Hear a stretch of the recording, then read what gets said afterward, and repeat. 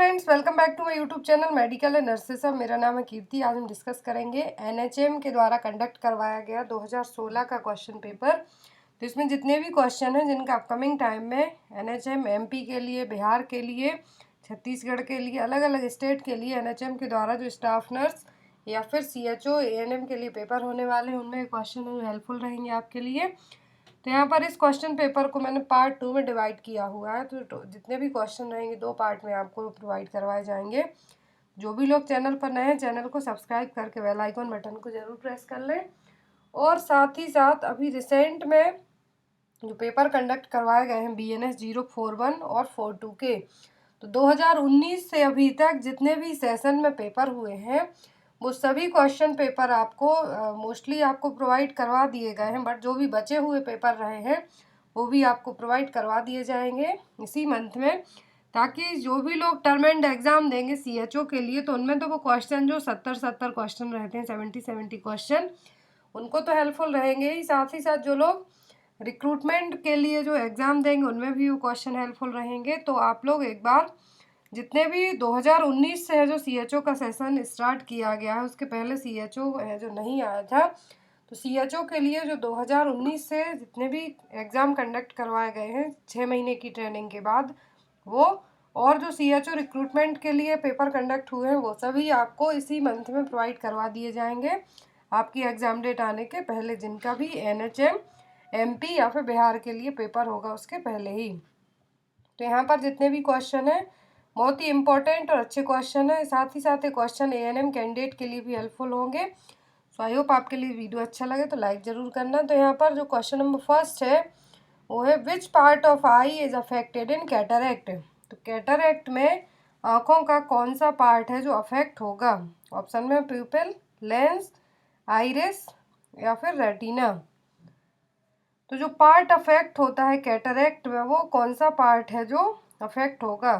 तो कैटरेक्ट में क्या होता है, तो लेंस होता है हमारी आँखों का, उस पर ओपेसिटी है जो छा जाती है, जिसके कारण हमें क्या दिखने लगता है, धुंधला दिखता है। तो कैटरेक्ट में कौन सा पार्ट अफेक्ट होगा? तो वो होगा lens. Here is the right answer is B.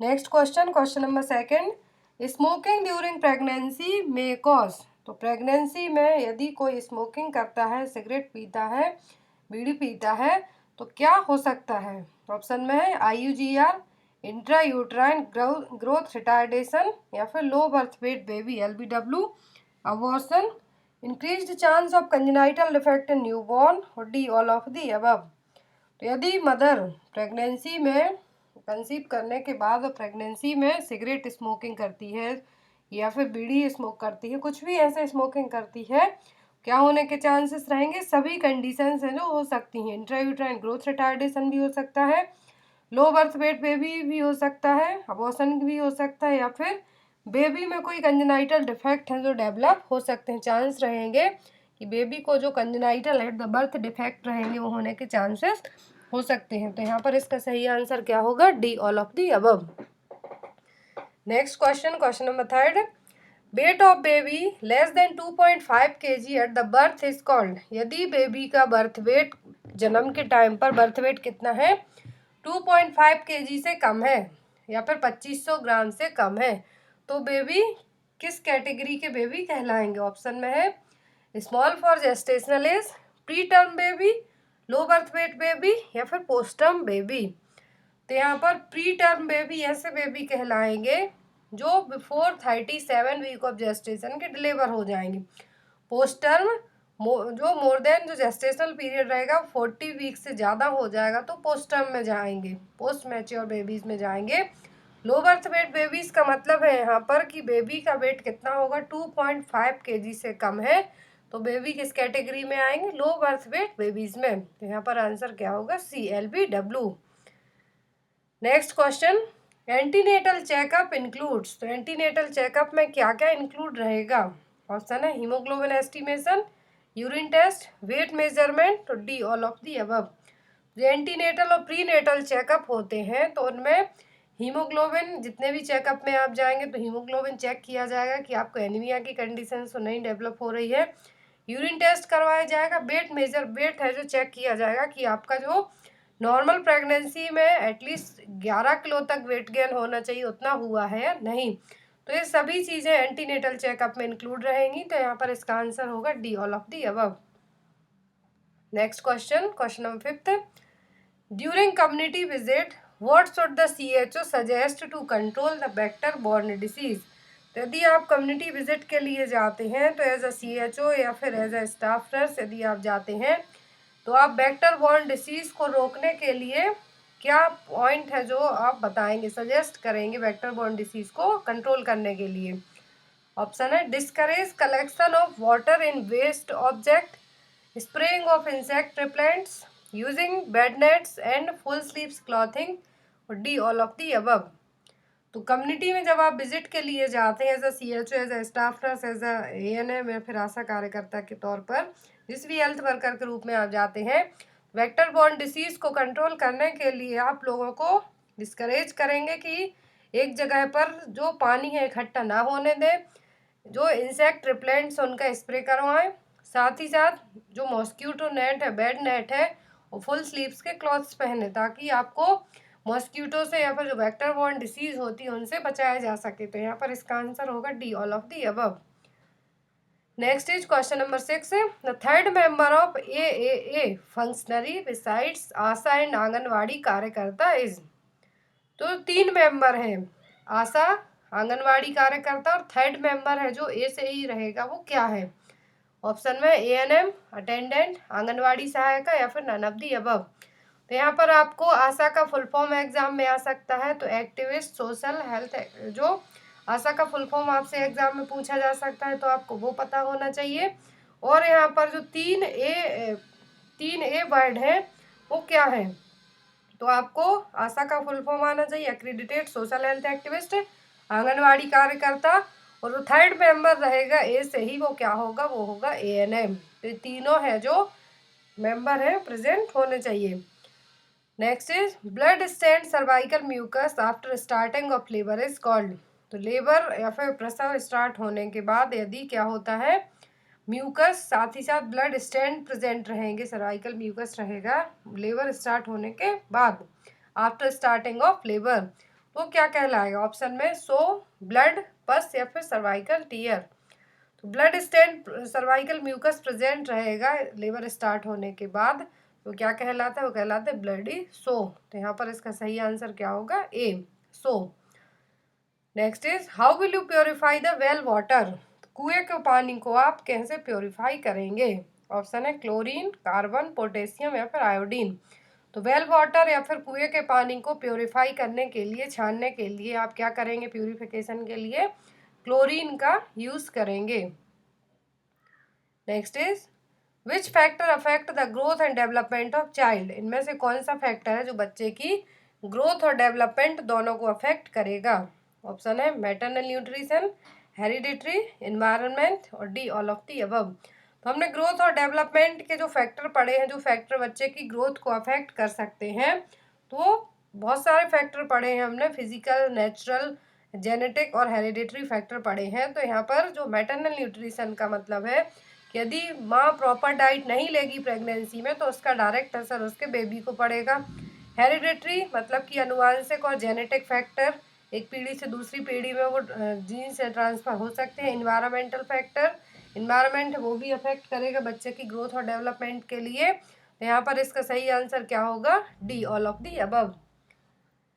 Next is which of the following disease is include in STD। तो इनमें से कौन सी डिसीज है जो सेक्सुअली ट्रांसमिटेड डिसीज है। ऑप्शन है सिफिलिस, गोनोरिया, कैनक्रॉइड, और D, all of the above. तो यहाँ पर सिफिलिस, गोनोरिया, आप सभी ने इसका नाम सुना होगा। जो कैनक्रॉइड है ये भी एक सेक्सुअली ट्रांसमिटेड डिसीज है। तो सिफिलिस है जो किसके द्वारा होने वाली डिसीज है, ट्रिप्नोमा पैलेडियम जो बैक्टीरिया है उसके द्वारा होने वाली sexually transmitted disease STD। Gonorrhoea है जो निसीरिया गोनोरिया के द्वारा होने वाली प्रॉब्लम है। वो कॉन्क्रॉइड है भी एक सेक्सुअली ट्रांसमिटेड डिसीज है। तो यहाँ पर इसका आंसर होगा D, all of the above. तो जो कैंक्रॉइड है भी एक बैक्टीरिया के द्वारा होने वाली प्रॉब्लम है। जो STD है कैंक्रॉइड एक बैक्टीरिया जिसका नाम क्या है, हीमोफ्लस डिक्रेटी, इस बैक्टीरिया के थ्रू होने वाली ये सेक्सुअली ट्रांसमिटेड डिसीज है, जिसमें जो जेनाइटल अल्सर होंगे, painful necrotising genital ulcer present रहेंगे। तो आपको ये तीनों, यदि आप कंफ्यूज होते हैं और आपको इस तरीके से क्वेश्चन आता है और ऑल ऑफ दी अबव भी है, सिफिलिस गोनोरिया है, तो आपको कंफर्म है कि एसटीडी डिसीज है, सेक्सुअली ट्रांसमिटेड डिसीज है। और थर्ड में यदि आपसे कोई और एसटीडी डिसीज रख दी जाती है तब आप मार्क कर सकते हैं ऑल ऑफ दी अबव, क्योंकि दो में आप श्योर हैं कि यही है, तो जो थर्ड है वो भी सेम होगी जब all of the above mark रहे तो। Next is the graphical representation of the progress of labour is called. जो ग्राफिकल रिप्रेजेंटेशन रहेगा लेबर की प्रोसेस को लेके कि कितने कॉन्ट्रैक्शन आ रहे हैं, कितने टाइम में आ रहे हैं, तो पूरी प्रोग्रेस चेक करने के लिए ग्राफिकल रिप्रेजेंटेशन शो किया जाएगा, वो क्या कहलाता है। ऑप्शन है partograph, kangaroo mother care, Apgar score और D none of the above. तो कंगारू मदर केयर और अपगार स्कोर नहीं है, क्या है ग्राफिकल रिप्रेजेंटेशन, क्या कहलाएगा, वो कहलाएगा partograph. Next is white hot spot is caused due to deficiency of. तो वाइट हॉट स्पॉट है किसकी कमी के कारण होने वाली प्रॉब्लम है। ऑप्शन है vitamin A, vitamin C, vitamin B और vitamin D. White hot spot किसके कारण होने वाली समस्या है, तो ये विटामिन ए की कमी के कारण होने वाली प्रॉब्लम है। Next is when should the breast feeding start after child birth. ये क्वेश्चन अभी रिसेंट में जो BNS 042 एग्जाम हुआ है उसमें आया था कि बच्चे को ब्रेस्ट फीडिंग कब स्टार्ट करवा देनी चाहिए, चाइल्ड बर्थ के बाद बच्चे को ब्रेस्ट फीडिंग कब स्टार्ट करवानी है। ऑप्शन में है after 1 hour, after half hour और 30 minute, after 2 hour and as soon as possible.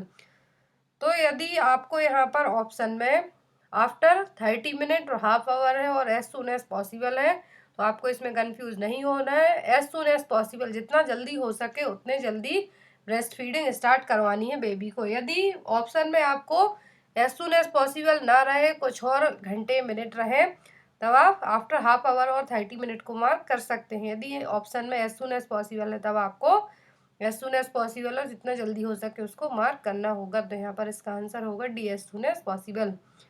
Next is suprapubic pain is related to one of the following.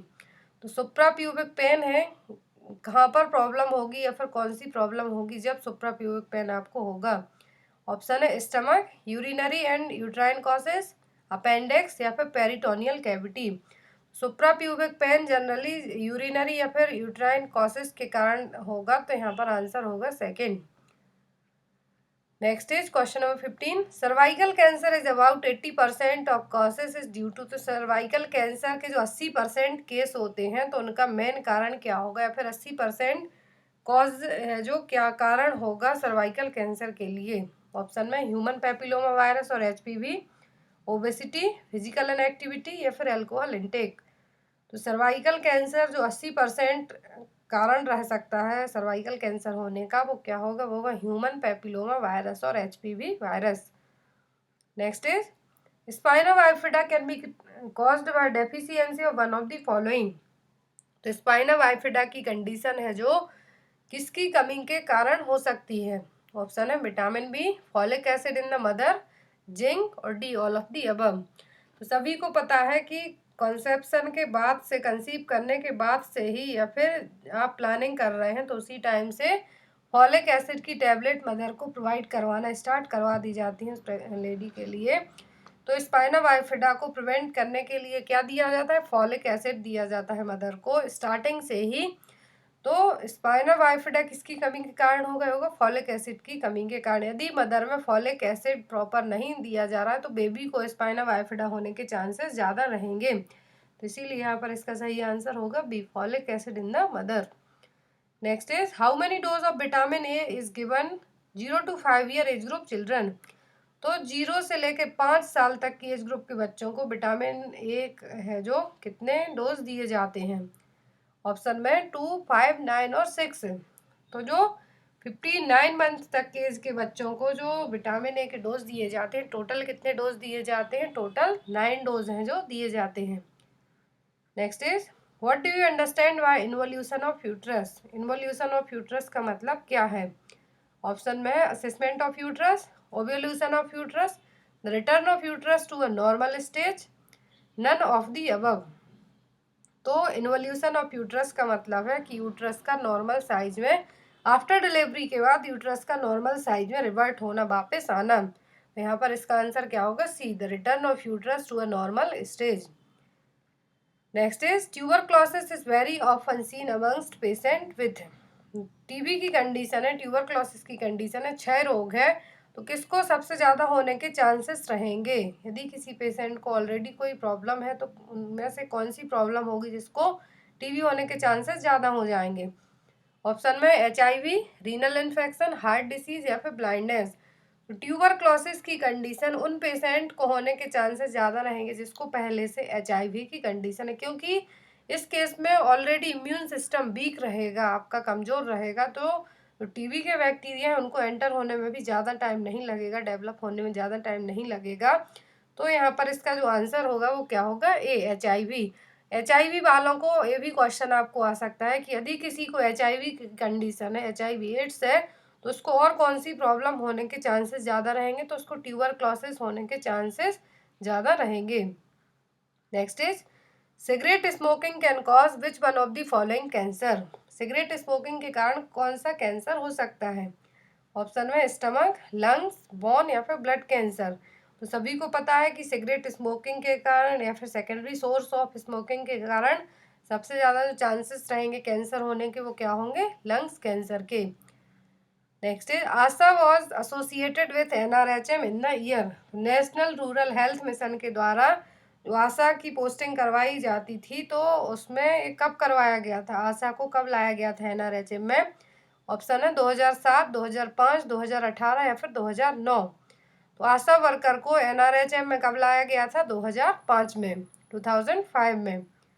Next is who is the beneficiaries of JSY scheme, तो JSY scheme है जो जननी सुरक्षा योजना है, इसका beneficiaries है जो लाभकारी है जो कौन है जिसको ये JSY स्कीम का फायदा मिलेगा?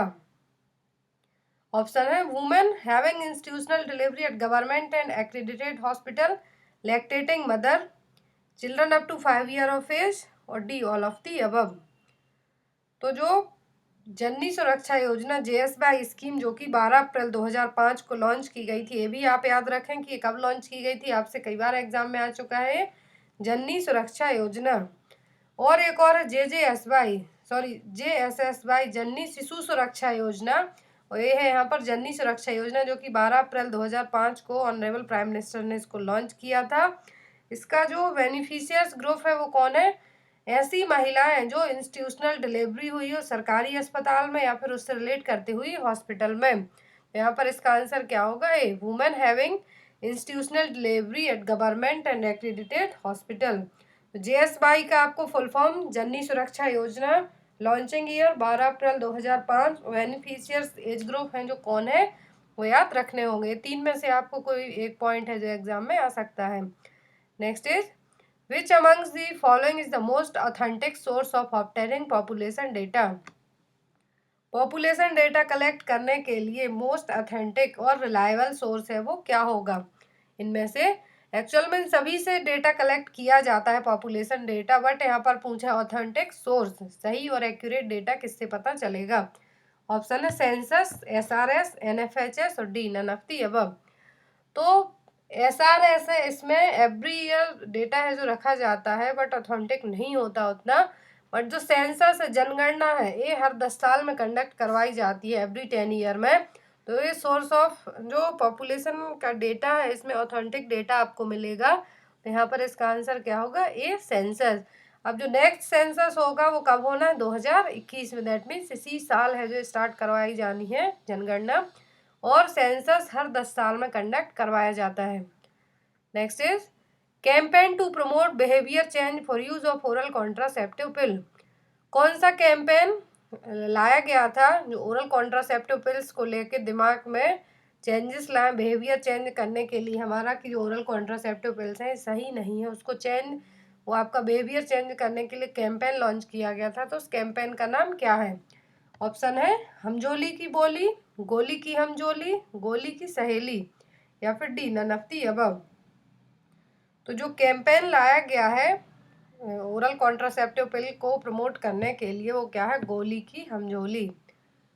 Next is which of the following is not a tobacco product, इनमें से कौन सा है जो तंबाकू से रिलेट करता हुआ प्रोडक्ट नहीं है? ऑप्शन में बीड़ी, खैनी, सिगरेट या फिर डोडा पोस्ट। तो बीड़ी, खैनी, सिगरेट, इन सभी में तंबाकू उत्पाद हैं जो प्रेजेंट रहेंगे, टोबैको प्रोडक्ट हैं प्रेजेंट रहेंगे। डोडा पोस्ट है जो अफीम है उससे रिलेट करता हुआ है, तो यहाँ पर आंसर क्या होगा? डी, डोडा पोस्ट। ये देखिए यहाँ पर पोस्ट मुख्यतः अफीम के लिए बोया जाता है, डोडा पोस्ट है किसके लिए बोए जाते हैं? अफीम के लिए।